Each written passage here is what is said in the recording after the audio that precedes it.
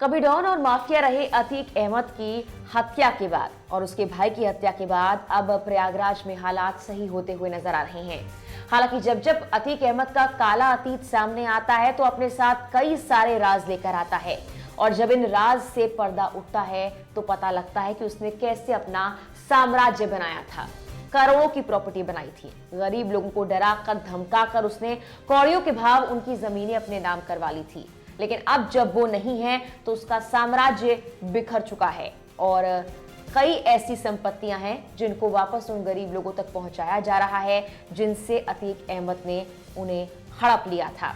ऐसी कुछ और संपत्तियों के बारे में जानकारी सामने आई है। अतीक अहमद के साम्राज्य को लेकर और उसके काले अतीत को लेकर एक और खबर सामने आई है। खबर क्या है विस्तार से आपको इस वीडियो में हम बताते हैं। नमस्कार, मेरा नाम है मेघना सचदेवा, आप मुझे देख रहे हैं लोकमत हिंदी पर। प्रयागराज में एक बार फिर से कई ऐसी अवैध संपत्तियों को कुर्क किया गया है जो अतीक अहमद या फिर उसके करीबियों के नाम पर थी। कुछ ऐसे लोग भी हैं जिनके नाम पर अतीक ने जबरदस्ती इन संपत्तियों को करवा दिया था ताकि कोई इसके बारे में जान ही ना सके। ये वही संपत्तियां हैं जिन संपत्तियों को उसने अपने बाहुबल के जरिए कब्जाया था, कमजोर और गरीब लोगों से छीना था। आज वो सब या तो कुर्क हो रही हैं या फिर पुलिस उन पर सरकारी बुलडोजर चलवाकर जमीन दोस्त कर रही है।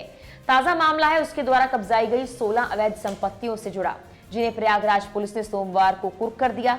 उसके बाद कुर्की का बोर्ड लगाकर बकायदा मुनादी करवाई गई कि उन संपत्तियों को सरकार ने जब्त कर लिया है, उसके साथ छेड़छाड़ करने वालों की खैर नहीं।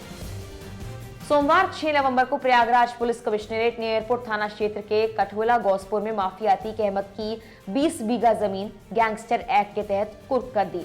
इन संपत्तियों का मूल्य करीब 12 करोड़ का बताया जा रहा है, जिन्हें अतीक के गुरुओं ने कौड़ियों के भाव में रजिस्ट्री करवा ली थी। इन जमीनों के बारे में अतीक के एक राजमिस्त्री हुबलाल ने खुलासा किया। इसी साल 15 अप्रैल को प्रयागराज के कॉल्विन अस्पताल के पास अतीक और उसके भाई अशरफ की हत्या के बाद हुबलाल डर गया। इसके बाद उसने खुद पुलिस के सामने सब कुछ कबूल दिया और गैंगस्टर के सारे राज खोल दिए। उसके बाद उसने बताया कि उसके नाम पर 14 अगस्त साल 2015 को 16 संपत्तियों की रजिस्ट्री कराई गई थी। शनिवार 4 नवंबर को पुलिस कमिश्नरेट रमित शर्मा की कोर्ट ने अतीक अहमद की करोड़ों की बेनामी और अवैध संपत्ति कुर्क करने का आदेश पारित किया था। पुलिस कमिश्नर ने कुर्की का ये पहला आदेश पारित किया है। बताया जा रहा है कि अतीक की अवैध संपत्तियों की कीमत 12 करोड़ 42 लाख 69,100 रुपए है। 14 दलित किसानों को जान से मारने की धमकी देकर उनकी संपत्तियां अपने नाम करवाई गई थी। साल 2020 में ही खुलदाबाद थाने में इस मामले को लेकर केस भी दर्ज कराया गया था। इसमें 4 लोगों अतीक, नियाज, जाहिद, रियाज, मोहम्मद शेख के खिलाफ गैंगस्टर एक्ट लगाया गया था। इस मुकदमे की विवेचना कैंट थाना पुलिस ने की थी, लेकिन तब कोई कार्रवाई हुई ही नहीं थी। बता दें कि अतीक अहमद माफिया होने के साथ ही सांसद और विधायक भी रह चुका था। उसने दलितों की जमीन हड़पने के लिए हुबलाल का सहारा लिया। हुबलाल पेशे से राजमिस्त्री का काम करता था। वो बहुत सीधा, शांत और ईमानदार था। इस वजह से अतीक ने प्रयागराज शहर से 60 किलोमीटर दूर लालापुर इलाके में रहने वाले हुबलाल के नाम पर जमीनों की रजिस्ट्री करवानी शुरू कर दी। साल 2015 में 14 दलित किसानों की जमीनों को कौड़ियों के भाव हुबलाल के नाम पर रजिस्ट्री करवा दी गई। दलित किसानों की जमीन एक दलित के नाम पर इसलिए करवाई गई ताकि किसी तरह का विवाद हो ही ना। इस तरह एक गरीब आदमी रातों रात करोड़ों रुपए की जमीन का मालिक बन गया। करोड़ों की जमीन के मालिक हुबलाल की माली हैसियत काफी खराब है। उसके पास महज 2 बिस्वा जमीन है जो कि पुश्तैनी है। पुलिस की जांच में पता लगा कि उसके पास बीपीएल कार्ड, एक कार्ड से हर महीने उसके परिवार वाले राशन भी ले रहे थे। उसके और उसकी पत्नी के बैंक खातों की जांच की गई तो 1.25 लाख रुपए मिले हैं।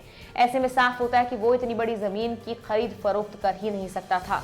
जिन किसानों की जमीन कब्जाई गई उनके नाम ज्ञानेंद्र कुमार, रमेश कुमार, शिव बाबू, राम बाबू, श्याम बाबू, दिलीप कुमार, महेश कुमार, राहुल कुमार, दुबासा, मुंशीलाल, महादेव प्रसाद, प्रेमचंद, राजेश और संवरिया है।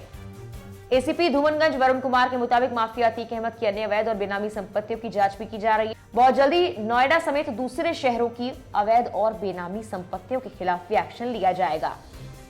30 साल में वो जमाना भी रहा है जब अतीक अहमद से हर कोई डरता था। पुलिस, प्रशासन सब उसके सामने बौने साबित हो रहे थे। लेकिन साल 2020 में शुरू हुई अतीक अहमद की उल्टी गिनती और एक के बाद एक उस पर मुकदमे होते चले गए। कई मामलों में उसे दोषी पाया गया और आखिर में उसकी हत्या कर दी गई। फिलहाल उसका पूरा साम्राज्य बिखर चुका है, परिवार बिखर चुका है, पत्नी फरार है। मामले में अब कई और ऐसी बेनामी संपत्तियों के बारे में भी पता लगने वाला है जिसके बारे में अतीक ने अब तक किसी को नहीं बताया था। फिलहाल के लिए इस वीडियो में इतना ही। नमस्कार।